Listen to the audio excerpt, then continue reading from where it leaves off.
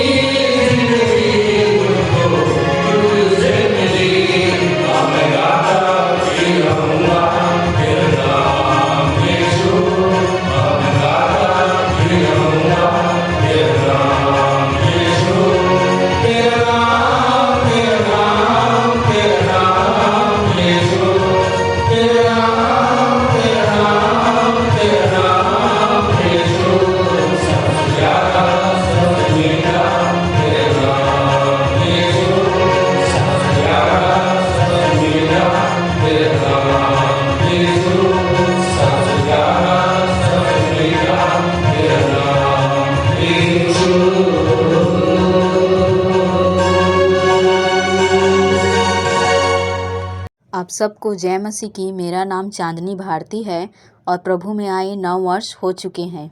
आप सबको जय मसीह की। मेरा नाम नेहा टंडन है और प्रभु में आए 9 वर्ष हो चुके हैं। प्रभु में आने से पहले मुझे बहुत ज़्यादा शैतानी शक्ति पकड़ी थी और यही विश्वासी मंडली की प्रार्थना दुआ से मैं आप सबके समक्ष भली चंगी पाई जाती हूँ। आइए हम सब उत्तरवादी की रीति से पढ़ने के लिए निकाल लेंगे। पहला यूहन्ना 2 अध्याय उसका पहले पद से लेकर अंतिम पद तक पढ़ लेंगे। पहला पद मैं पढ़ूंगी और दूसरा पद आप सब बहन नेहा के साथ पढ़ लेंगे, जहाँ इस प्रकार से लिखा है, मेरे बच्चों, मैं तुम्हें ये बातें इसलिए लिख रहा हूँ कि तुम पाप ना करो, परंतु यदि कोई पाप करता है तो पिता के पास हमारा एक सहायक है, अर्थात यीशु मसीह जो धर्मी है। वह स्वयं हमारे पापों का प्रायश्चित है और हमारा ही नहीं वरन समस्त संसार के पापों का भी। यदि हम उसकी आज्ञाओं का पालन करते हैं तो इसी से हमें ज्ञात होता है कि हम उसे जान गए हैं। जो कहता है मैं उसे जान गया हूँ और उसकी आज्ञाओं का पालन नहीं करता, वह झूठा है और उसमें सत्य नहीं। परंतु जो उसके वचन का पालन करता है उसमें सचमुच परमेश्वर का प्रेम सिद्ध हो चुका है। इसी से हम जानते हैं कि हम उसमें हैं। जो कहता है कि मैं उसमें बना रहता हूँ तो वह स्वयं भी वैसा ही चले जैसा ही कि वह चलता था। प्रियो, मैं तुम्हें कोई नई आज्ञा नहीं लिख रहा हूँ, परंतु वही पुरानी आज्ञा जो आरंभ से ही तुम्हें मिली है। यह पुरानी आज्ञा वही वचन है जो तुम सुन चुके हो। फिर भी मैं तुम्हें एक नई आज्ञा लिख रहा हूँ जो उसमें और तुम में सत्य है, क्योंकि अंधकार मिटता जा रहा है और सत्य ज्योति चमक रही है।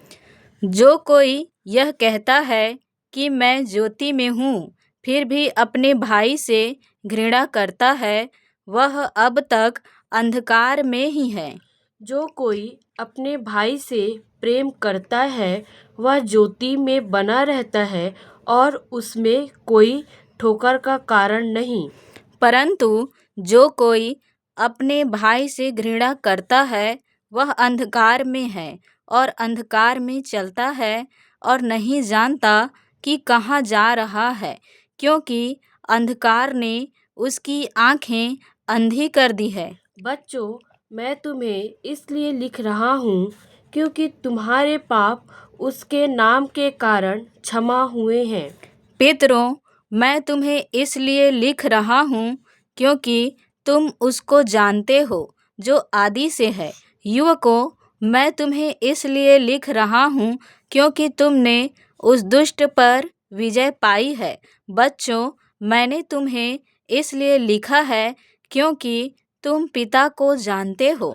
पितरों, मैंने तुम्हें इसलिए लिखा है क्योंकि तुम उसको जानते हो जो आदि में से है। युवकों, मैं तुम्हें इसलिए लिखा है क्योंकि तुम बलवान हो और परमेश्वर का वचन तुम में बना रहता है तथा तुमने उस दुष्ट पर विजय पा ली है।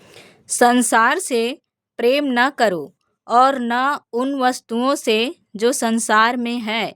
यदि कोई संसार से प्रेम करता है तो उसमें पिता का प्रेम नहीं है, क्योंकि वह सब जो संसार में है, अर्थात शरीर की अभिलाषा, आँखों की लालसा और जीवन का अहंकार, पिता की ओर से नहीं परंतु संसार की ओर से है। संसार तथा उसकी लालसाएं भी मिटती जा रही है, परंतु वह जो परमेश्वर की इच्छा पूरी करता है सर्वदा बना रहेगा। बच्चों, यह अंतिम घड़ी है और जैसा तुमने सुना था कि मसीह विरोधी आने वाला है, वैसे ही अब अनेक मसीह विरोधी उठ खड़े हुए हैं। इसी से हम जानते हैं कि यह अंतिम घड़ी है। वे निकले तो हम ही में से, परंतु वास्तव में हम में से नहीं थे, क्योंकि यदि वे हम में से होते तो हमारे साथ रहते, परंतु वे निकल इसलिए गए कि यह प्रकट हो जाए कि वे सब हम में से नहीं है। परंतु तुम्हारा अभिषेक तो उस पवित्र से हुआ है और तुम सब जानते हो। मैंने तुम्हें इसलिए नहीं लिखा कि तुम सत्य को नहीं जानते, वरन इसलिए कि तुम उसे जानते हो, क्योंकि कोई झूठ सत्य की ओर से नहीं। झूठा कौन है? केवल वह जो यीशु के मसीह होने का इनकार करता है, यही मसीह विरोधी है, अर्थात जो पिता और पुत्र का इनकार करता है। जो पुत्र का इनकार करता है उसके पास पिता नहीं, जो पुत्र को मान लेता है उसके पास पिता भी है। जहाँ तक तुम्हारा संबंध है, तुमने जो आरंभ से सुना है उसे अपने में बना रहने दो। जो कुछ तुमने आरंभ से सुना है, यदि वह तुम में बना रहे तो तुम भी पुत्र में और पिता में बने रहोगे। जो प्रतिज्ञा स्वयं उसने हमसे की है वह यह है, अर्थात अनंत जीवन। मैंने ये बातें तुम्हें उन लोगों के संबंध में लिखी है जो तुम्हें धोखा देने का यत्न कर रहे हैं। अंतिम वचन हम सब एक साथ पढ़ लेंगे। पर जहाँ तक तुम्हारा संबंध है, वह अभिषेक जो तुमने उससे प्राप्त किया है तुम में बना रहता है, और तुम्हें इस बात की आवश्यकता नहीं कि कोई तुम्हें सिखाए, परंतु जिस प्रकार उसका वह अभिषेक तुम्हें सब बातों के विषय में सिखाता है और सत्य है और झूठ नहीं, और जैसा कि उसने तुम्हें सिखाया है तुम उसमें बने रहो। पिता परमेश्वर अपने इस जीवित वचन के पढ़े और सुने जाने पर हम सब को आशीष दे। आमीन। आइए हम विश्वास वचन बोलें। मैं सर्वशक्तिमान पिता पर, स्वर्ग और पृथ्वी के सृजनहार परमेश्वर पर विश्वास रखता हूँ।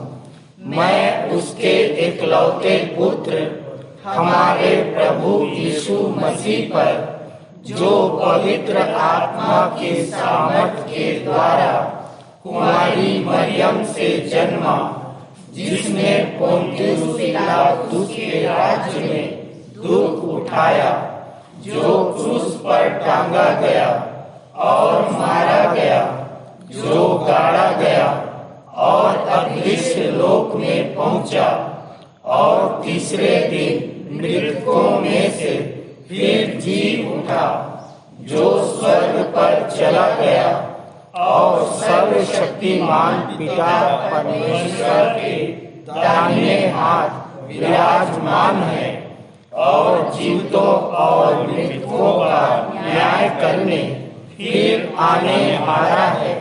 विश्वास रखता हूँ मैं पवित्र आत्मा पर, पवित्र सार्व कलीसिया पर, संतों की संगति पर, देह के पुनरुत्थान पर, पापों की क्षमा पर और अनंत जीवन पर विश्वास रखता हूँ। आमीन। सामान्य सामाजिक, पारिवारिक एवं कलीसियाई प्रार्थना करने में अगुवाई करेंगे सह संचालक रेवरेंड श्री आशीष जलाल। आप सबको खुदावंद मसीह यीशु में जय मसीह की। आइए प्रार्थना में जाएंगे, हाथों को जोड़ेंगे, आँखों को बंद करेंगे, ध्यान परमेश्वर की ओर लगाएंगे। बड़े धन्यवाद के साथ खुदावन के पास में आते हैं पिता, धन्यवाद देते हैं प्यारे प्रभु जी आपकी आशीषों के लिए खुदावन के आपने हम सबको संभाला, जिंदों की ज़मीन में रखा। एक और नया दिन खुदावन, पवित्र दिन आपने हमारे जीवन के अंदर दिया खुदावन, ताकि हम तेरे भवन में आके तेरी स्तुति, तेरी महिमा, तेरी तारीफ कर सकते हैं। प्यारे प्रभु जी, विशेष रूप से हम प्रार्थना करते हैं आज का वचन तेरी ओर से बोया जाए खुदावन, हमारी आत्मिक आंखों को भी आप खोलें, ताकि प्यारे प्रभु जी आज का वचन हमारे दिल दिमाग पर, हमारे दिल के अंदर छाया कर सके। हम विशेष रूप से पिता आपसे विनती करते हैं, गीतों को गाने में, वचन प्रचार करने में आप हमारी मदद करें, प्रार्थना में आप हमारी मदद करें खुदावन। जितने लोग हमारे बीच में आए हैं उनमें से हर एक जन को तो आशीषित करना, अनुग्रहित करना प्यारे प्रभु जी। हम चाहते हैं खुदावन कि आपकी आशीष, अनुग्रह, सुरक्षा हमारे सारे विश्वासियों के ऊपर बनी रहे। हम विशेष रूप से प्रार्थना करते हैं भारत देश के लिए खुदावन, इस देश के ऊपर तेरी आशीष है पिता। राजनीतिक अगुओं को भी आप संभालें, उनको भी आप आशीषित करें, अक्ल ज्ञान बुद्धि से परिपूर्ण करें खुदावन, ताकि देश का संचालन सही रीति से कर सकें। हमारे जवान बच्चों की भी आप सुधि लें प्यारे प्रभु जी। हम विशेष रूप से प्रार्थना करते हैं छोटे बच्चों को खुदावन, हम आपके चरणों के समीप लेके आते हैं प्यारे खुदावन। हम चाहते हैं पिता कि आप उनकी भी हिफाजत करें, अक्ल ज्ञान बुद्धि से परिपूर्ण करें खुदावन, ताकि ये बच्चे अपने परिवार के लिए, माता पिता के लिए आशीष का कारण ठहरने वाले हो सकें खुदावन। हर एक को तेरे हाथों में सौंप देते हैं प्यारे प्रभु जी। पूरी आराधना को तेरे हाथों में सौंपते हुए छोटी विनती यीशु मसीह के नाम से मांगते हैं, आमीन। प्रभु भोज का संचालन सह संचालिका डॉक्टर अल्पना राम करेंगी। आप सबको जय मसीह की। आराधना का सबसे पवित्रतम भाग है जो मिटा देता हमारा हर दाग है। प्रियो, प्रभु भोज को के लिए यीशु ने कहा, मेरे स्मरण के लिए यही किया करो। कई लोग कहते हैं कि हम तो कई वर्षों से प्रभु भोज ले रहे हैं, इससे क्या मिलता है? ये तो सिर्फ एक रीति विधि है। इफिसियों उसका 1 अध्याय और 7वें पद में लिखा है, उसके लहू के द्वारा हमें छुटकारा मिला है। तो प्रियो, इससे हमें क्या क्या मिलता है?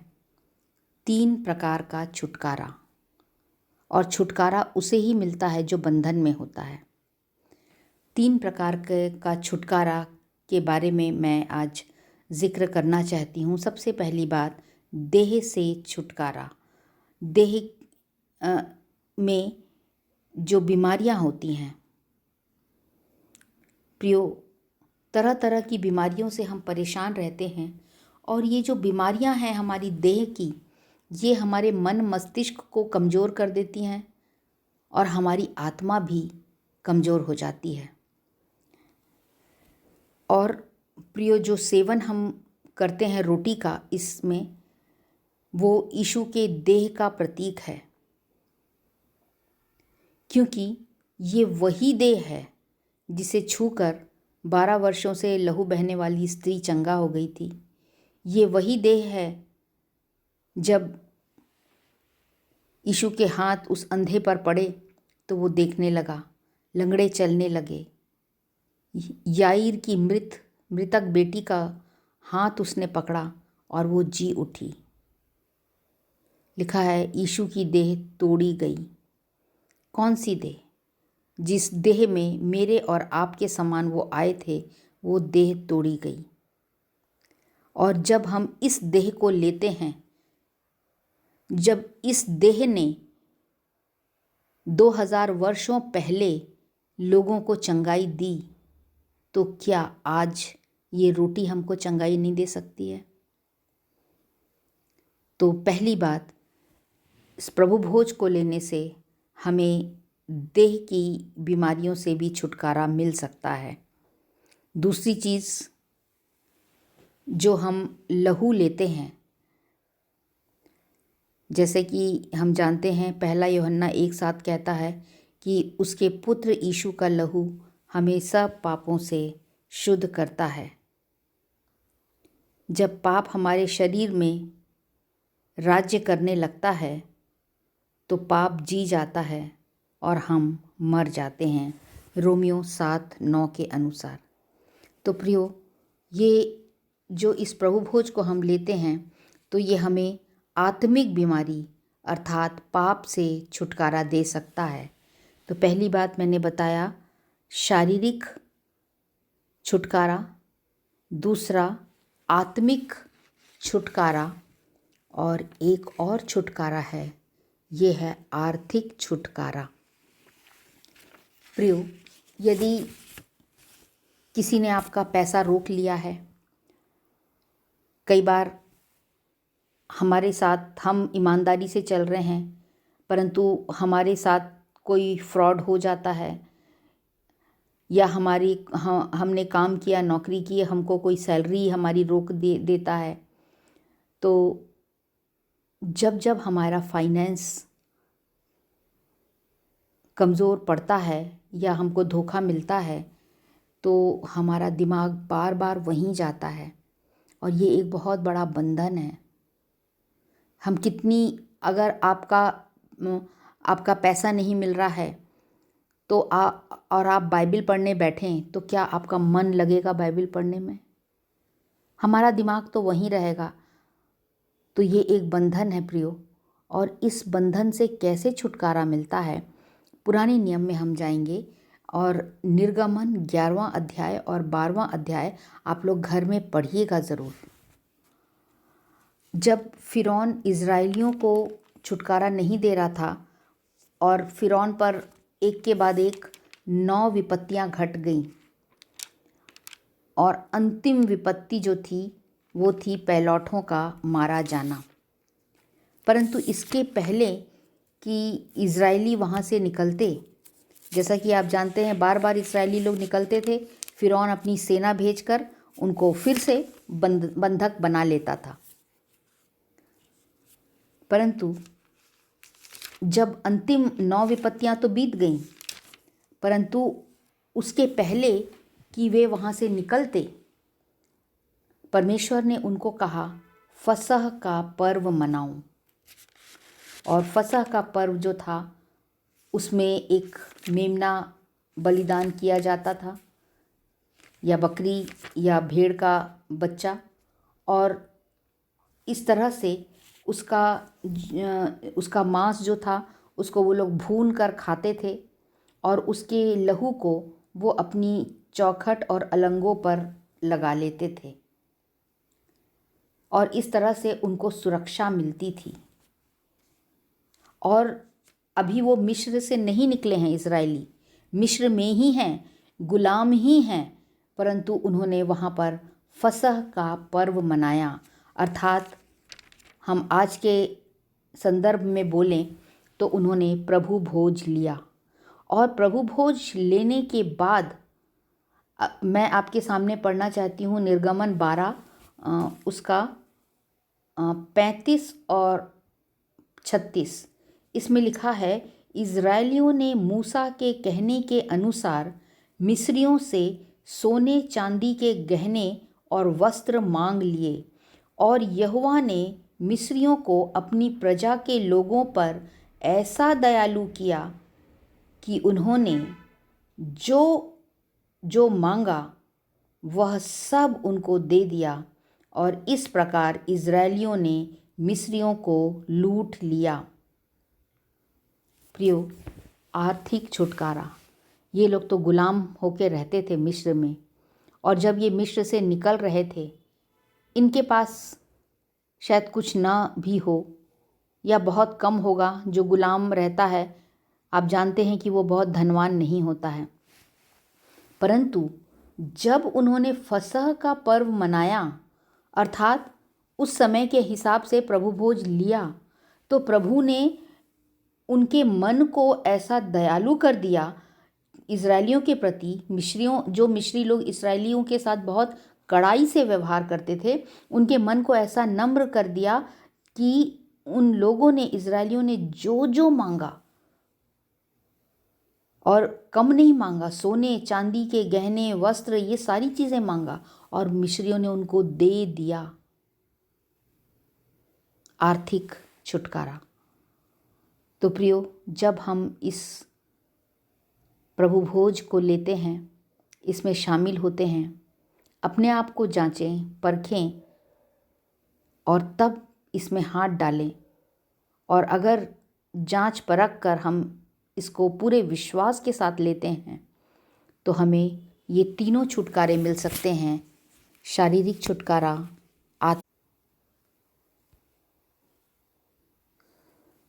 आमीन। प्रभु भोज विधि पर छोटे से मनन के लिए सह संचालिका डॉक्टर अल्पना राम जी को प्रभु बहुतायत की आशीष दे। आइए हम अपनी अपनी भेंटों को देने के द्वारा परमेश्वर की महिमा करेंगे और गीत गाएंगे। हमन गाना गाबों से 58 नंबर प्रभु का धन्यवाद करूँगा और तत्पश्चात प्रार्थना करने में अगुवाई करेंगी कुमारी दीक्षा मरकाम। स्टार्ट।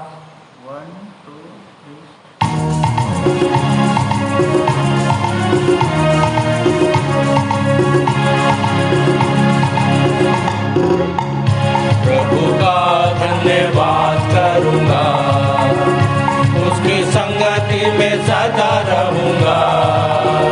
साथ चलूंगा मैं, जय जरूर पाऊंगा। साथ चलूंगा मैं, जय जरूर पाऊंगा।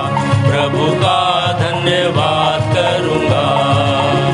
ना देगी मुझे दुनिया कभी भी कोई सुख और शांति आराम। ना देगी मुझे दुनिया कभी भी कोई सुख और शांति आराम। मेरे यीशु के साथ धन्य संगति में सदा मिलती खुशी मुझको। मेरे यीशु के साथ धन्य संगति में सदा मिलती खुशी मुझको। प्रभु का धन्यवाद करूंगा, उसकी संगति में सदा रहूंगा। साथ चलूंगा मैं, जय जरूर पाऊंगा। साथ चलूंगा मैं, जय जरूर पाऊंगा। प्रभु का धन्यवाद करूंगा। मेरी जिंदगी की हर परेशानी में खुल जाता है आशा का द्वार। मेरी जिंदगी की हर परेशानी में खुल जाता है आशा का द्वार। कभी ना डरूंगा, कभी ना हटूंगा, चाहे जान भी देना पड़े। कभी ना डरूंगा, कभी ना हटूंगा, चाहे जान भी देना पड़े। प्रभु का धन्यवाद करूंगा, उसकी संगति में सदा रहूंगा। साथ चलूंगा मैं, जय जरूर पाऊंगा। साथ चलूंगा मैं, जय जरूर पाऊंगा। प्रभु का धन्यवाद करूंगा। कितना अच्छा है वो, कितना धन्य है वो, यीशु ही मेरे जीवन का साथी। कितना अच्छा है वो, कितना धन्य है वो, यीशु ही मेरे जीवन का साथी। मेरी जरूरतों को पूरा करता है वो, कोई घटी नहीं मुझको। मेरी जरूरतों को पूरा करता है वो, कोई घटी नहीं मुझको। प्रभु का धन्यवाद करूंगा, उसकी संगति में सदा रहूंगा। साथ चलूंगा मैं, जय जरूर पाऊंगा। साथ चलूंगा मैं, जय जरूर पाऊंगा। प्रभु का धन्यवाद करूंगा। मेरी आयु के दिन पग पग में सदा तेरी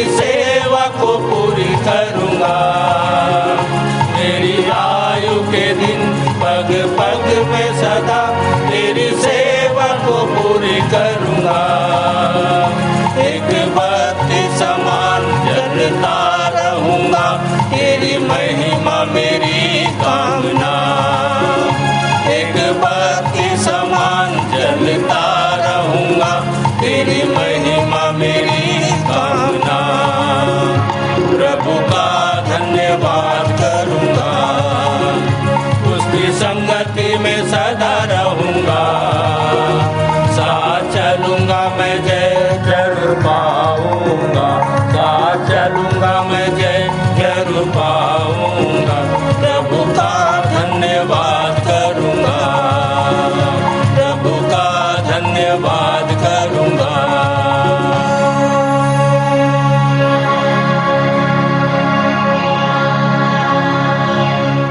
आप सबको जय मसीह की। मेरा नाम दीक्षा मरकाम है और मुझे मंदिर आते हुए 10 से 11 वर्ष हो रहे हैं।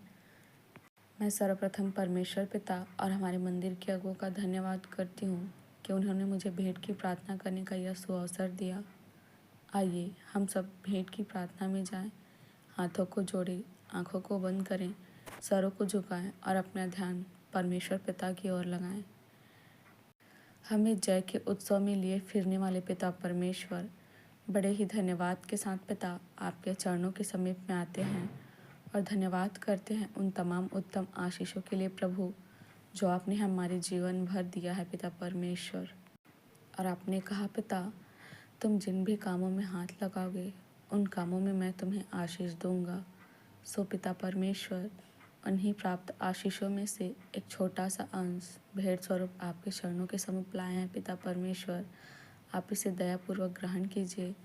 और पिता, जिन छोटे बड़े हाथों ने, किसी ने अपनी बढ़ती और किसी ने अपनी घटी में से आपको भेंट चढ़ाया है पिता परमेश्वर, किसी ने अपना धन्यवादित मन प्रकट किया है, शादी की सालगिरह, बच्चे प्राप्त होने की खुशी और शादी की खुशी में पिता परमेश्वर, या जन्मदिन की खुशी में भी हो पिता परमेश्वर, होने दे उन सब के जीवन में आपकी आशीष आने पाए और ये स्वर्ण अवसर बार बार उनके जीवन में आने पाए पिता, कि आपको अपना धन्यवादित मन प्रकट कर सके। और पिता, इन हर एक के जीवन से पिता आपके नाम की महिमा होने पाए। इनकी खेत खलिहान और इनके खत्ते हमेशा भरे रहें, क्योंकि आपका वचन कहता है धर्मी जन को किसी भी भली वस्तुओं की घटी ना होगी। और पिता, दिए गए इन भेंटों के द्वारा आपके स्वर्ग राज की खोज हो सके और आपकी महिमा हो पिता, ऐसे आपसे प्रार्थना है प्रभु जी। जिन भी लोगों ने भेंट नहीं दिया है पिता, होने दे कि पिता परमेश्वर अगली बार वो भी अपना हृदय तैयार कर सकें आपको भेंट देने के लिए प्रभु। और पिता, होने दे पिता परमेश्वर कि प्रभु हम कुड़ के नहीं परंतु हर्ष से देने वाले हो सके, क्योंकि आपने कहा मैं हर्ष से देने वालों से प्रेम रखता हूँ। पिता परमेश्वर, हमें माद्रिक मानसिकता से बचाए और निर्बलता में सामर्थ्य के सिद्धि दे। और प्रभु, अपने शरीरों को जीवित, पवित्र और आपको भावता हुआ बलिदान करके चढ़ाने वाले हो सके। धन्यवाद करते हैं प्रभु, आपने हमारी भेंटों को स्वीकार किया और हमारी प्रार्थनाओं को सुना और हाँ आमीन में उत्तर दिया। सारा आदर गौरव महिमा आपको देते हैं। आगे की आराधना पर आपकी अगुवाई चाहते हुए धन्यवाद के साथ छोटी विनती प्रभु यीशु मसीह के नाम में होकर मांगते हैं, आमीन। आज के उत्तरवादी पाठ पर हम मंदिर के संचालक जी से संदेश सुन लेंगे। प्रभु यीशु मसीह के मधुर और मीठे नाम में एक बार फिर से आप सबको जय मसीह की। प्रियो, बड़ा दिन मनाए, बहुत खुशी हुई, बहुत आनंद आया। और इसके पश्चात हमारे अभी भी बड़े दिन का आखिरी कार्यक्रम जो होता है वो पिकनिक का कार्यक्रम होता है। और हम 14 तारीख को पूरी कलीसिया के साथ पिकनिक गए। परमेश्वर का धन्यवाद कि सारा कार्यक्रम हमारा अच्छा से संपन्न हुआ। यद्यपि हमारा विश्वासी मंदिर पुराना जो था और है वो अभी तक वहाँ पे ताला लगा है, परंतु परमेश्वर ने हमारे आनंद में कोई कमी नहीं आने दिया। अद्भुत व्यवस्था किया है। और इसका कारण ये है कि हम अपने आप में महसूस करते हैं, हमारे को जो शिक्षा दी जाती है वो ये कि हम उसके स्वरूप और समानता में बनाए गए हैं और वो ईश्वर की जो गुण हैं वो हमारे अंदर में विद्यमान है, उसकी सिद्धता है। इसलिए आगे से आगे वो हमारी चिंता करता है और हमारी सुनकर हमारे मन को आनंदित करता है और हमेशा हमें जय के उत्सव में लिए फिरता है। सो प्रियो, ऐसा क्यों है? इसे जानने के लिए आज का उत्तरवादी पाठ अपन पढ़ने जा रहे हैं। पहला यूहन्ना 2:1 से 29 पद पूरा। पहला यूहन्ना 2:1 से 29 पद। और जिसे मैंने कहा कि उसकी स्वरूप और समानता में जबकि हम रचे गए हैं और ऐसा महसूस करते हैं कि हम उसके स्वरूप और समानता में बने हुए हैं, तो निश्चित रूप से हम जयवंत से भी बढ़ के बन जाते हैं। और इसके पहले कि अपन आगे बढ़ें, मैं शुरू के कुछ पद पढ़ना चाहूँगा। पहला यूहन्ना 2:1 से 6 गिडियन बाइबल से पढ़ रहा हूँ। मेरे बच्चों, मैं तुम्हें ये बातें इसलिए लिख रहा हूँ कि तुम पाप ना करो। प्रियो, ये एक बहुत बड़ा विषय है जो वो समझाना चाह रहा है कि पाप मत करो। और मैंने लिखा है कि पाप है क्या। बहुत से जब पहले हम स्टडी करते थे तो यही सोचते थे, बहुत सी बातें, बहुत सी विचारधाराएं हमको बताई गई हैं कि ये पाप है, वो पाप है। परंतु विश्वासी मंदिर का जैसा एक विशेष सिलेबस है, पाठ्यक्रम है, और उसके अंतर्गत परिभाषा से बात शुरू होती है। और इसीलिए आवश्यक नहीं कि कोई उसको स्वीकार करे या ना करे, और हर कोई स्वीकार कर ले, ऐसा आवश्यक नहीं है।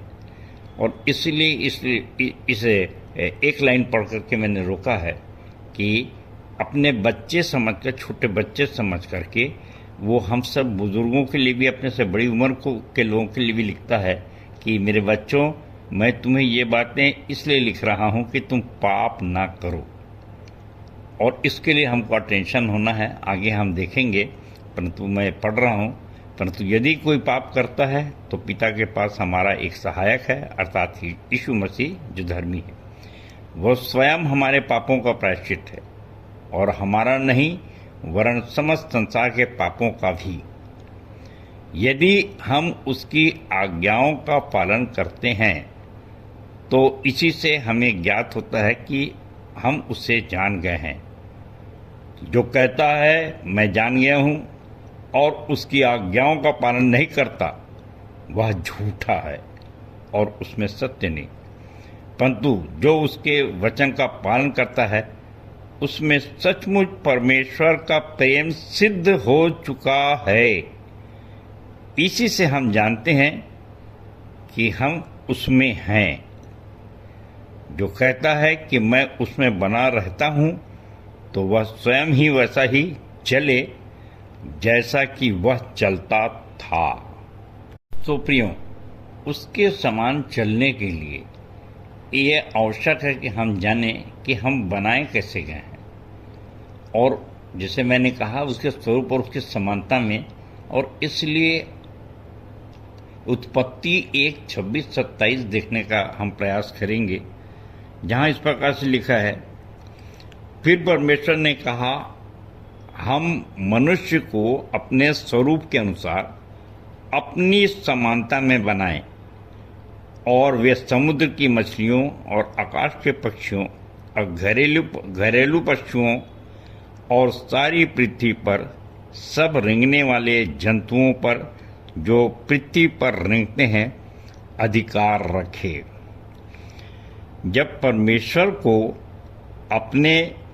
तब परमेश्वर ने मनुष्य को अपने स्वरूप के अनुसार उत्पन्न किया।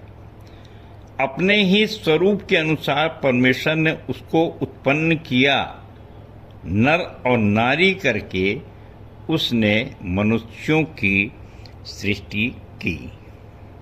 प्रियो, परमेश्वर ने तो हम सबको अपने स्वरूप और अपनी समानता में बना दिया, और हम ही हैं जिसके लिए हमको बार बार वार्निंग दी जाती है कि पाप मत करो। और जैसे ही पाप करते हैं तो हम उसके स्वरूप और उसकी समानता को खो देते हैं। और इसीलिए यहाँ पर यूहन्ना समझाना चाहता है, मेरे बच्चों, मैं तुम्हें ये बातें इसलिए लिख रहा हूँ कि तुम पाप ना करो। और इसलिए बहुत आवश्यक है कि हम जानें कि पाप क्या है। और इसीलिए हमारी हमन गाना गावन पुस्तक की टिप्पणी नंबर 2, बोर्ड नंबर 2 से बड़ी गहराई से हम लोग ने मनन किया, लिखा और अपने बच्चों के लिए, आने वाली पीढ़ी के लिए उसको प्रकाशित भी कर दिया। प्रियो, इसमें सबसे जो महत्वपूर्ण बात है वो हमारा दोचित्तापन। हमें पता ही नहीं चलता कि हम ये पाप करते रहते हैं। और इसी प्रकार से दूसरा है क्रोध। बहुत सी चीज़ें हमको अच्छी लगती हैं, बहुत सी चीज़ें अच्छी नहीं लगती हैं। और संसार तो यीशु मसीह ने पहले कह दिया, मेरे नाम के कारण से लोग तुम्हें सताएंगे, झूठ बोल बोल के तुम्हारी निंदा करेंगे, तो आनंदित तो मगन होना। परंतु आज सताव के समय में आप बताइए कितने लोग इन बातों से आनंदित तो मगन होते हैं। ये हमारे को अपने आत्मचिंतन का विषय है। बाइबिल तो बहुत कुछ बता जाती है, सिखा जाती है, लेकिन हम कितनी सिद्धता प्राप्त किए हैं। ऐसा तो नहीं हम प्रवचन देने और प्रवचन सुनने तक सीमित हैं, कान की खुजली मिटा रहे हैं और वैसा ही प्रवचन दे रहे हैं, परंतु व्यक्तिगत रूप से कितनी बार हम दोचित्तापन हम में आता है। और संसार में कुछ भी जो हमारे अप्रिय लगता है हमको, और ख़ासकर हम जब यीशु मसीह को मानते हैं तो क्रोध भी बहुत आता है। और कोशिश तो करते हैं कि भाई कलीसियाई रूप में बहुत से ऐसे कार्य करते हैं जिसमें कि हम आनंद मना सकते हैं, पर्व मनाते हैं, पिकनिक मनाते हैं, और कुछ न कुछ कमी बसी भी रह जाती है। और उसके कारण से बहुत सी बातें हमेशा होती रहती हैं, बहुत से में व्यवस्था की जाती है, मैनेजमेंट में कहीं न कहीं पे कोई कमी रही जाती है। तो मैं परमेश्वर का धन्यवाद करता हूँ कि हमारे पास ऐसी कलीसिया है, ऐसे लोग हैं जो रात दिन मेहनत करते हैं और बड़े समर्पित होकर सारी व्यवस्था करते हैं, और जिसका आनंद भी अभी अभी हमने 14 तारीख को जब हम पिकनिक में गए थे उसका लिया है। बहुत विपरीत परिस्थिति थी और आखिरी में भी कोई बाहरी लोग आ गए थे और समस्या थी, परंतु प्रभु का धन्यवाद हो कि अद्भुत रीति से सब समस्याओं का समाधान हुआ और हम आनंदित गए और आनंद के साथ वापस आ सके। और उसका कारण ये कि हमारी कलीसिया में बहुत सिद्ध लोग, परफेक्ट लोग हैं। और मैं स्मरण करता हूँ 1 कुरिन्थियों 13 का 4 और 5वां वचन, प्रेम धैर्यवान है, प्रेम दयालु है और वह ईर्ष्या नहीं करता, प्रेम डींग नहीं मारता, अहंकार नहीं करता, अभद्र व्यवहार नहीं करता, अपनी भलाई नहीं चाहता, झुंझलाता नहीं, बुराई का लेख नहीं रखता। पुरानी बाइबल में इसके जो शब्द आए हैं वो ये है कि प्रेम धीरजवंत है और कृपाल है, वह डाह नहीं करता, वह प्रेम अपनी बड़ाई नहीं करता और फूलता नहीं, वह अनरीति नहीं चलता, वह अपनी भलाई नहीं चाहता, झुंझलाता नहीं, बुरा नहीं मानता। यो मैं धन्यवाद देता हूँ कि ऐसी कलीसिया परमेश्वर ने हमको दिया है। और मैं देखा कि एक दिन पहले जब जितने लोग तैयारी कर रहे थे वो दिन भर भोजन नहीं किए, काम काज छोड़ करके, अपनी रोजी रोटी छोड़ करके वे आके ऐसे कठिन समय में एक एक चीज़ जोड़े, क्या दरी, क्या कुर्सियाँ, क्या सामान, बाजे गाजे, और किसी भी बात की घटी नहीं होने दिए। और मैं कह भी रहा था उनसे कि आप लोग दिन भर कुछ खाए नहीं है, खाना खा लीजिए कम से कम। तो बोले नहीं, हम थोड़ा थोड़ा नाश्ता कर लिए हैं, वही बहुत है। तो प्रियो, ये देखिए कि हमारी कलीसिया के सदस्यों को देखिए कि कितना मेहनत करते हैं और उसके बावजूद वे आनंदित रहते हैं, जबकि हमारी कलीसिया में अधिकांश मजदूर वर्ग से आते हैं। मैं धन्यवाद करता हूँ परमेश्वर का कि उसने ऐसी कलीसिया बनाई, ऐसे लोग दिए, और यही जो उनके प्रेम की सिद्धता है, इस पर वो कहता है चौथे और पांचवें पद में यूहन्ना हमको लिखता है, जो कहता है मैं उसे जान गया हूँ और उसकी आज्ञाओं का पालन नहीं करता वह झूठा है और उसमें सत्य नहीं, परंतु जो उसके वचन का पालन करता है उसमें सचमुच परमेश्वर का प्रेम सिद्ध हो चुका है। ये सिद्ध प्रेम है 1 कुरिन्थियों 13 का। इसी से हम यह जानते हैं कि हम उसमें हैं। जो कहता है कि मैं उसमें बना रहता हूँ वह स्वयं भी वैसा ही चले जैसा कि वह चलता था। गाना हम गाते हैं कि मुझ में यीशु की शोभा दिखाई दे। और पड़ोसी से प्रेम करना हमको कलीसिया में सिखलाया गया। इसीलिए 9वें पद में वो कहता है कि जो कोई यह कहता है कि मैं ज्योति में हूँ फिर भी अपने भाई से घृणा करता है वह अब तक अंधकार में है। भाई से घृणा करने वाले के लिए 11वें पद में यूहन्ना समझाता है, जो कोई अपने भाई से घृणा करता है वह अंधकार में है और अंधकार में चलता है और नहीं जानता कि कहाँ जा रहा है, क्योंकि अंधकार ने उसकी आंखें अंधी कर दी है। इसके बाद 12 से 14 पद पर यूहन्ना समझाता है कि बच्चों, मैं तुम्हें इसलिए लिख रहा हूँ क्योंकि तुम पिता को जानते हो। पितरों, मैंने तुम्हें इसलिए लिखा क्योंकि तुम उसको जानते हो जो आदि से है। और युवकों, मैंने तुम्हें इसलिए लिखा है क्योंकि तुम बलवान हो और परमेश्वर का वचन तुम में बना रहता है। तुमने उस दुष्ट पर विजय पा ली है। इसलिए चेतावनी देता है कि इस संसार से प्रेम न करो और न उन वस्तुओं से जो संसार में है। यदि कोई संसार से प्रेम करता है तो उसमें पिता का प्रेम नहीं। अर्थात संसार के सदृश न बनो।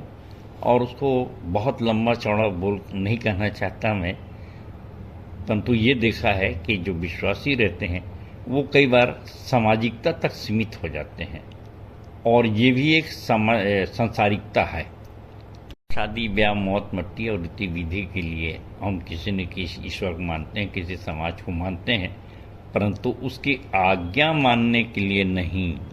ये सांसारिकता है, क्योंकि आज्ञा हम जानते हैं कि अपने आप से प्रेम शुरू होता है, फिर बाद में दुश्मन, परिवार और पड़ोसी से और दुश्मन से, और अंत में वो सिद्ध, संक्रामक और श्रेष्ठ में पहुंचता है। सांसारिक व्यक्ति, सामाजिक व्यक्ति न इस प्रेम को जानता है न समझता है, और जब समझते नहीं तो करेगा क्या। सो प्रियो, आइए आगे के संदेश के लिए हम संदेश के दूसरे भाग में चलते हैं। तो अब हम संदेश के दूसरे भाग में हैं और आज हमने पहले भाग, आज का उत्तरवादी पाठ देखा, पहला यूहन्ना 2:1 से 29, और उस पर मनन कर रहे हैं। और मैं उस वार्निंग को भी बताना चाहता हूं जो यूहन्ना ने प्रेम करने को तो कहा, परंतु जो मैंने कहा कि संसारिक प्रेम अलग होता है, आत्मिक प्रेम अलग होता है, सामाजिक प्रेम अलग होता है। और आत्मिक प्रेम में बहुत धीरजवंत और सहन शक्ति होती है और वो आत्मा में बढ़ता चला जाता है। 18वें वचन में यूहन्ना हमको समझाना चाहता है, बच्चों, यह अंतिम घड़ी है और जैसा तुमने सुना था कि मसीह विरोधी आने वाला है, वैसे ही अब अनेक मसीह विरोधी उठ खड़े हुए हैं। इसी से हम जानते हैं कि यह अंतिम घड़ी है। पहले हम बाइबल में पढ़ा करते थे कि बहुत सताए हुए हैं, कैसे लोगों को प्रताड़ित किया गया। इब्रानी 11 इसका साक्षात इसमें पूरा वर्णन है, और इब्रानी 11 को साक्षात देखने का अवसर हमको नहीं मिल पाया था, परंतु इन दिनों में हम देख रहे हैं हमारे देश में भी, हमारे ऊपर भी कितने कितने कितने सताव आ रहे हैं। आज ही की खबर है, अब मैं आज रिकॉर्डिंग कर रहा हूँ तो 18/1/26 है कि भाई हमारे लाडली भाई को, लाडली देवांगन भाई को ले गए थे और वहाँ ये था पड़ोसी से कोई समस्या थी और लोगों ने सोचा कि या तो यीशु मसीह को मानता है तो क्यों ना इनके ऊपर धर्मांतरण का आरोप लगा दिया जाए।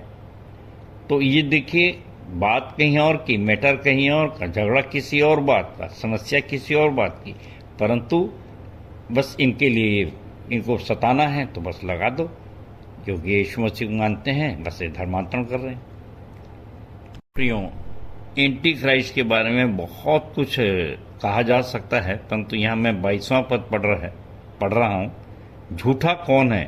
केवल जो यीशु के मसीहा होने का इनकार करता है, यही मसीह विरोधी है, अर्थात जो पिता और पुत्र का इनकार करता है। प्रियो, मैं आपको स्पष्ट बता रहा हूँ कि बहुत सी कौमें भी हैं जो ये कहती हैं कि हम यीशु को मानते हैं, वो नबी थे, परंतु वो पुत्र नहीं हो सकते। स्पष्ट रूप से यूहन्ना समझाना चाहता 23वें 24वें पद में, जो पुत्र का इनकार करता है उसके पास पिता नहीं, अर्थात परमेश्वर नहीं। जो पुत्र को मान लेता है उसके पास पिता भी है। जहां तक तुम्हारा संबंध है, तुमने जो आरंभ से सुना है उसे अपने में बना रहने दो। जो कुछ तुमने आरंभ से सुना है, यदि वह तुम्हें बना रहे तो तुम पुत्र में और पिता में बने रहोगे। इसलिए मैं कहता हूं प्रियो कि एक विशेष किस्म का अभिषेक हमारा किया गया है। और मैंने भी कहा था, जैसे यीशु मसीह ने लूका 4:18-21 में कहा, मेरा अभिषेक कंगालों को सुसमाचार सुनाने के लिए किया गया। फिर पौलुस बोलता है कि गलातियों 11 में कि मेरे को स्पेशल रूप से ऊपर से ज्ञान प्राप्त हुआ है। और ये सब बातें मैं अपने लिए भी कहता हूँ कि मेरे ऊपर एक कृपा हुई, और इसलिए कुछ ऐसे गुरु मंत्र वगैरह और एक कलीसिया इस प्रकार की बनाया। तो जैसे जैसे हमारे नए विश्वासी लोग खासकर परिपक्व होते जा रहे, वे देख रहे हैं कि अपने आप में एक विशेष अभिषेक व्यक्ति दिखाई देता है। इस चीज़ को देखिए, एक विशेष रूप से ध्यान रखिएगा कि ये जो एंटी क्राइस्ट के बारे में बताया जा रहा है, ये सब कुछ पहली शताब्दी में लिखा गया था यूहन्ना द्वारा, परंतु आज हम भाग्यशाली हैं कि हमको वो सब देखने को मिल रहा है, और हम सताव को भी देख रहे हैं और सताव का आनंद भी ले रहे हैं। ये सताव नहीं होता तो मैं नहीं समझता कि हमारा कोई प्रमोशन होता, क्योंकि किसी भी धर्म को और किसी भी ईश्वर को आदमी उस समय तो मानना चाहता है जब तक उसको खूब लाभ मिलता है, परंतु अगर कोई हानि उठानी पड़े तो वो अक्सर कटता है उस बात से। वो नहीं चाहता कि मैं किसी दुश्मन को प्रेम करूं या फिर कुछ ऐसा कि मेरे ऊपर कोई दुख उठाऊं। कोई दुख आता है तो उसको डगमगाने लग जाता है उसका विश्वास। इसलिए 27वें पद के इस अभिषेक को अवश्य याद रखें। पर जहां तक तुम्हारा संबंध है, वह अभिषेक जो तुमने उससे प्राप्त किया है तुम में बना रहता है, और तुम्हें इस बात की आवश्यकता नहीं कि कोई तुम्हें सिखाए, परंतु जिस प्रकार उसका वह अभिषेक तुम्हें सब बातों के विषय में सिखाता है और सत्य है और झूठ नहीं, और जैसा कि उसने तुम्हें सिखाया है तुम उसमें बने रहो। प्रियो, आत्मा ने जो हमें सिखाया है हमारे विश्वासी मंदिर के प्रकाशन दर्शन में है, और उसी को यूहन्ना यहाँ पर लिखता है कि जैसे उसने तुम्हें सिखाया है तुम उसमें बने रहो। मैं बार बार लोगों को कहता हूँ, कई बार भटक जाते हैं कि क्या आप मानते हैं कि नहीं मानते हैं कि मैं आत्मिक जन हूँ और कुछ मुझको आसमान से मिला है, और जितने भी आत्माएं मेरे पास हैं मैं सबकी तारीफ इसलिए करता हूँ, किसी एक को भी नहीं खोना चाहता, क्योंकि मैं जानता हूँ ये परमेश्वर का बहुत बहुत बड़ा उपहार है मेरे पास। हम प्रयास करते हैं कि कोई भी ठोकर न खाने पाए, और जब हम बहुत से कार्यक्रम अपने मैनेज करते हैं, जैसे अभी कभी महिला सम्मेलन कराया गया, फिर वहाँ पे पूरे हमारे ज़िले का, और फिर बहुत से क्रिसमस डिनर लंच और ऐसे कई कार्यक्रम से पारस्परिक मिलन से समारोह हमारा होता था। अब इस वर्ष नहीं हो पाया, और ये अभी पिकनिक का, तो ये सब इसलिए कि सब इसलिए सब सफल होता है कि हम एक दूसरे की चिंता करते हैं। और जैसे मैंने बताया था कि आखिरी में भी पिकनिक जा रहे थे, तो बहुत से लोग थे और हमारे यहाँ सब व्यवस्था की गई, लेकिन अंत में कुछ गाड़ियों की कमी हुई कि ड्राइवरों की परेशानी थी जो हम एक रात से लगे हुए थे कि भाई किसको कहाँ किसके साथ भेजें और कोई भी यहाँ पे छूट ना जाए। और सामान्यतः होता ये है कि अंत में मैं निकलता हूँ और कोई भी चीज़ वे भूल गए हैं ले जाना या कोई कमी बची है या कोई छूट गया है तो सारी चीज़ों की व्यवस्था वहाँ पर की जाए। और वह ये कि वास्तव में कुछ भीड़ ऐसी थी कि हमको एक विशेष गाड़ी माजदा बड़ी गाड़ी मंगानी पड़ी और उसमें से समय भी लगा, परंतु परमेश्वर का धन्यवाद हो कि तुरंत ही व्यवस्था हो सकी। इसके पश्चात भी बहुत से लोग छूट रहे थे जो हम आखिरी के कारों में उनको एडजस्ट करके भेजे। और ये सब इसलिए होता है कि हम सब फलों से लदे हुए लोग हैं, एक दूसरे की चिंता करते हैं, एक दूसरे को छोटा नहीं होने देते, एक दूसरे की समस्या में ऐसा नहीं कि भाई हमारे पास व्यवस्था हम आगे निकल गए और पीछे कोई आए या ना आए, इस प्रकार की बातें नहीं करते।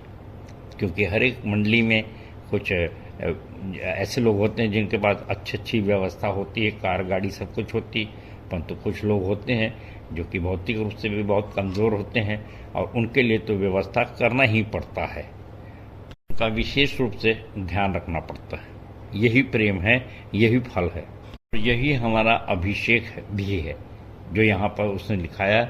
और अगर हम ऐसा कर रहे हैं तो निश्चित रूप से हम उसमें बने रहते हैं और लिखा है तुम उसमें बने रहो। और जो अपन यूहन्ना 15 जानते हैं, जो डाली मुझ में बनी रहती है वो बहुत फल लाती है और जो डाली मुझसे दूर होती है वो सूख जाती है।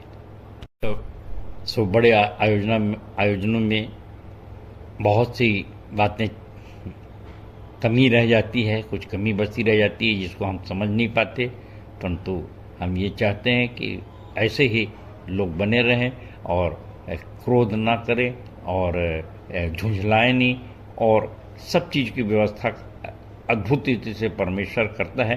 तो निश्चित रूप से ऐसे में हम निश्चित रूप से बहुत फलवंत होते हैं। और इसी के लिए याकूब ने कहा है, याकूब 3:17, पर जो ज्ञान ऊपर से आता है वह पहले तो पवित्र होता है, फिर मिलनसार, कोमल, विचारशील, करुणामय और अच्छे फलों से लदा हुआ, स्थिर और कपट रहित होता है, स्थिर और कपट रहित होता है। सो प्रियों, ये जो ज्ञान है, और ये अक्सर क्या होता है कि संपत्ति के कारण से हमारे ज्ञान में कुछ ऊंची नीची विचारधारा भी आती रहती है, और इसी को यूहन्ना ने भी 17वें अध्याय पर समझाया है। पहला यूहन्ना 3:17 पर, परंतु जिस किसी के पास इस संसार की संपत्ति है वह अपने भाई को आवश्यकता में देखकर भी उसके प्रति अपना हृदय कठोर कर लेता है, तो उसमें परमेश्वर का प्रेम कैसे बना रह सकता है।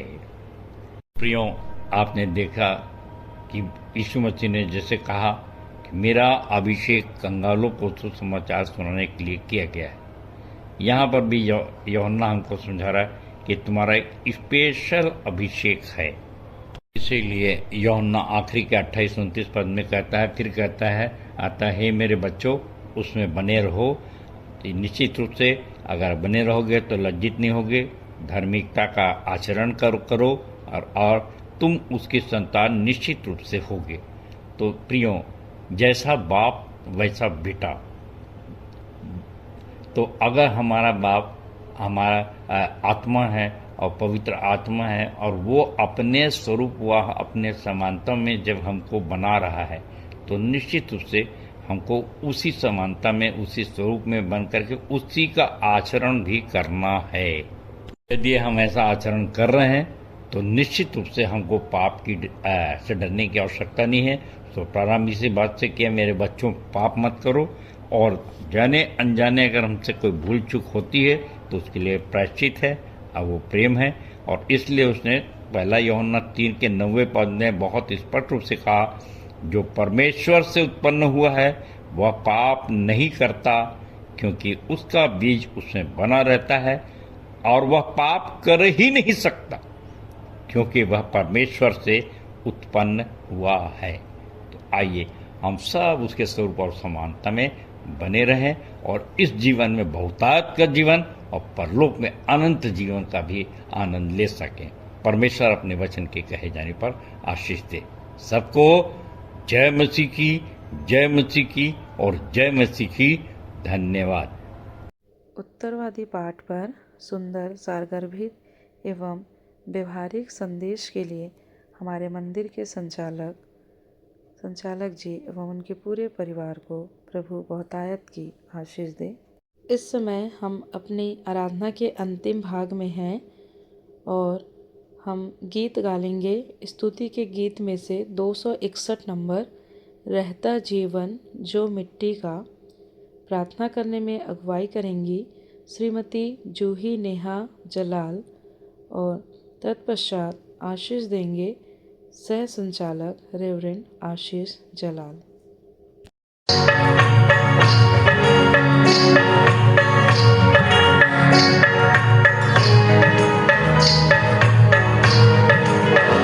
रहता जीवन जो मिट्टी का बर्तन टूटा हुआ वो बनाता सोने सा जीवन आया हुआ।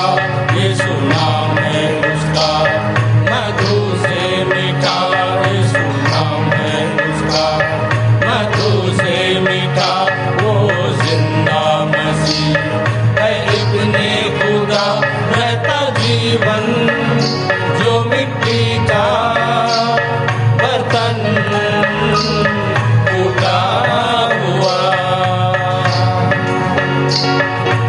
आज और कल वो नहीं बदलता, सर्वदा एक सा है। आज और कल वो नहीं बदलता, सर्वदा एक सा है।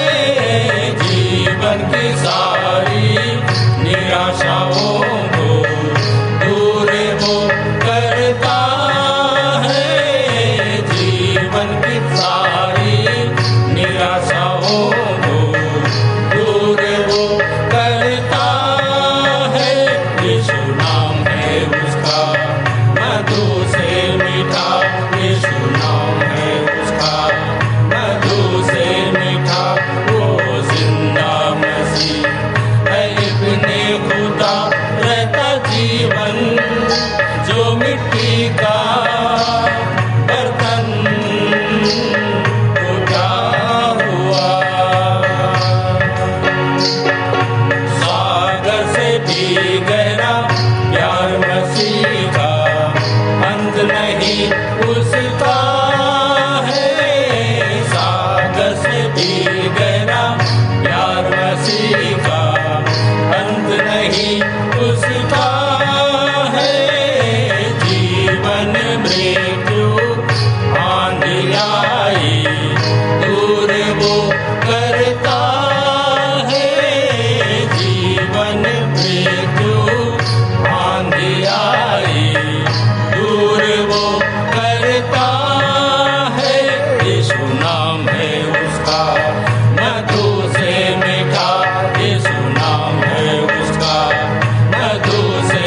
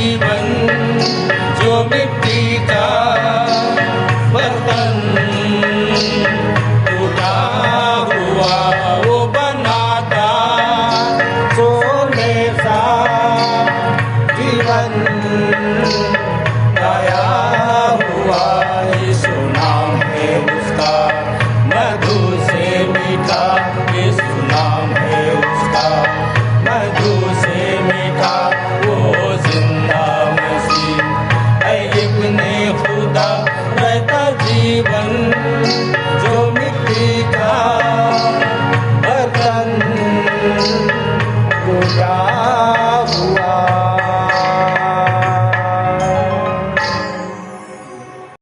आप सबों को जय मसीह की। आइए हम अंतिम प्रार्थना में जाएं। महान अनुग्रहकारी सामर्थ्य पिता परमेश्वर, आपके चरणों के करीब आते हैं पिता। धन्यवाद देते हैं जीवन के तमाम उत्तम आशीषों के लिए जो आपने हमें दी पिता। धन्यवाद देते हैं पिता परमेश्वर कि आज के इस रविवारी आराधना में, इस विश्रामवार की आराधना में हम सब उपस्थित होने वाले हो सके पिता। और आपने हम सबों को आशीष दी पिता परमेश्वर कि हम सब मिलकर एक जगह एकत्रित होकर आपकी महिमा और स्तुति करने पाते हैं पिता, आपकी आराधना करने पाते हैं पिता परमेश्वर। इसलिए हम आपको लाखों लाख धन्यवाद देते हैं पिता। विशेष प्रार्थना है पिता परमेश्वर कि आप हमारे रक्षक और मददगार होइए पिता। जिस तरह से आपने अब तक हमें संभाला है पिता, आगे भी हमें संभालिए, हमारी रक्षा करिए, रखवाली करिए पिता परमेश्वर। और आज की आराधना में जो भी हमने गीतों को गाया है पिता, वचनों को यहाँ पे बोला गया है पिता परमेश्वर, जो भी धन्यवादी भेंट यहाँ चढ़ाई गई है पिता, प्रभु बोझ को हमने ग्रहण किया है पिता, उन सबों में पिता परमेश्वर आपने हमारी अगुवाई की और हमारी इन सारी चीज़ों को, हमारी आराधना की इन चीज़ों को आपने ग्रहण किया पिता। इसीलिए हम आपको लाखों लाख धन्यवाद देते हैं पिता परमेश्वर। आने वाले जीवन में भी आप हमारे संगों साथ रहिए पिता, और इसी प्रकार से पिता परमेश्वर हमारा मार्गदर्शन करिए ताकि हमारा जीवन पिता परमेश्वर ऐसा होने वाला हो सके जो आपको भाए पिता। विशेष प्रार्थना करते हैं पिता परमेश्वर, जो आज का वचन बोया गया है पिता परमेश्वर, वो वचन हमारे जीवन में पिता काम में आने वाला हो सके। शैतान उस वचन को हमारे जीवन से चुराने ना पाए पिता परमेश्वर, बल्कि ये वचन पिता हमारे जीवन में काम करने वाला हो सके और 100 गुना फल लाने वाला हो सके पिता। आज हमने सीखा पिता परमेश्वर कि किस तरह से हमें संतुलन का जीवन जीना है, व्यवहारिकता में चलना है और अपने जीवन में पिता परमेश्वर संक्रामक विश्वासी बनना है और उस अनंत जीवन को प्राप्त करना है, उस स्वर्गीय मुकाम को प्राप्त करना है पिता परमेश्वर, जो आपने हमारे लिए रखा हुआ है पिता। होने देना पिता परमेश्वर, इस जीवन में आप हमारा सहयोग करना पिता, आप हमें संभालना पिता, हमारा मार्गदर्शन करना पिता परमेश्वर, ताकि हम आपके बताए हुए रास्ते पे चल सके पिता और अपने अंतिम उस मुकाम को प्राप्त कर सके पिता परमेश्वर, जो आपने हमारे लिए रखा है पिता परमेश्वर। विनती और प्रार्थना है पिता परमेश्वर, हम में से हर एक विश्वासी अपने विश्वास में आगे बढ़ सके और एक संक्रामक विश्वासी बन सके पिता परमेश्वर, और उस स्वर्गीय मुकाम को प्राप्त करने वाला हो सके। धन्यवाद देती हूँ पिता परमेश्वर ऐसे सुंदर वचनों के लिए पिता परमेश्वर। धन्यवाद देती हूँ आपकी योजना के लिए पिता परमेश्वर, जो आपने ना केवल हमारे इस पृथ्वी के लिए हमारे लिए योजना बनाई पिता, बल्कि हमारे लिए अनंत जीवन की भी योजना बनाई पिता। मृत्यु के बाद भी आपने हमारी चिंता की पिता परमेश्वर, और आपने हमारे लिए ये सारी योजनाओं को बनाया पिता। धन्यवाद देती हूँ पिता, धन्यवाद देती हूँ पिता परमेश्वर।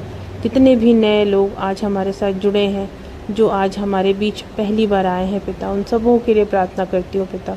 उन सबों को भी आप संभालना पिता, अपना मार्गदर्शन देना पिता परमेश्वर। उन जितने भी बीमार हैं, दुखित हैं, लाचार हैं पिता परमेश्वर, जो आपके सामने बड़ी ही आशा के साथ आए हुए हैं पिता परमेश्वर, उन सबों की प्रार्थनाएं आपके समक्ष स्वीकार की जाए पिता परमेश्वर, और वो सब आपकी आशीष को प्राप्त करने वाले हो सके पिता। जो बीमार हैं उन्हें चंगाई मिलने वाली हो सके पिता, और जितनी लोगों की मनोकामना है पिता परमेश्वर वो आपके द्वारा पूरी की जाने वाली हो सके पिता।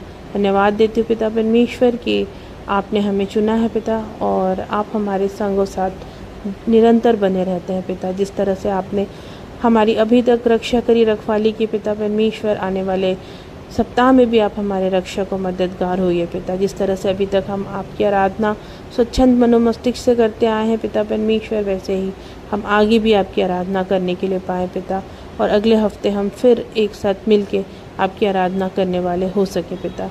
ऐसी आपसे विनती और प्रार्थना है पिता परमेश्वर। सारी बातों में सारा आदर, गौरव और महिमा आपको देते हैं पिता, और अपना सारा समर्पण आपके हाथों में करते हुए इस छोटी सी दुआ को आपके बेटे प्रभु यीशु मसीह के धन्य और पवित्र नाम से मांग लेते हैं, आमीन।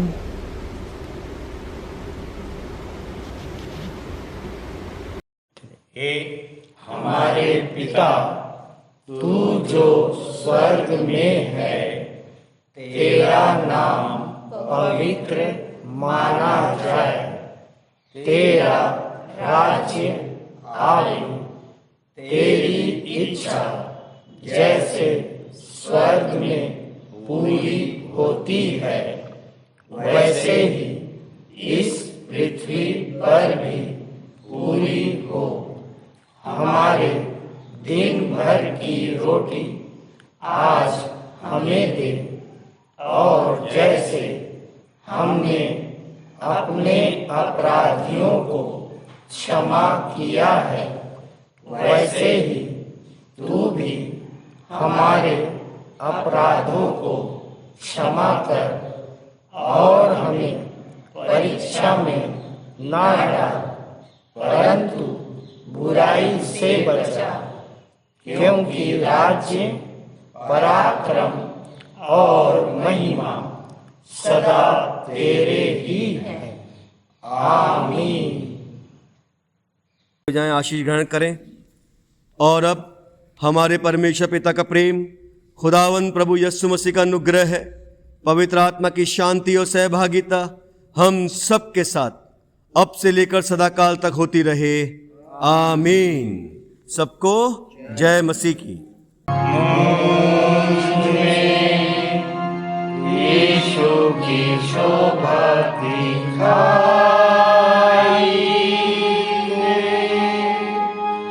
उसका अद्भुत प्यारा संगीत मारता, हे तू आत्मा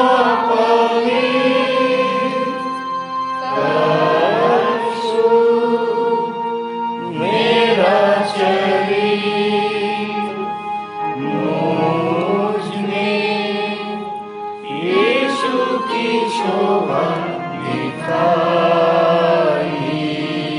दे, आमीन, आमीन। आप सबको जय मसीह की। जय मसीह की।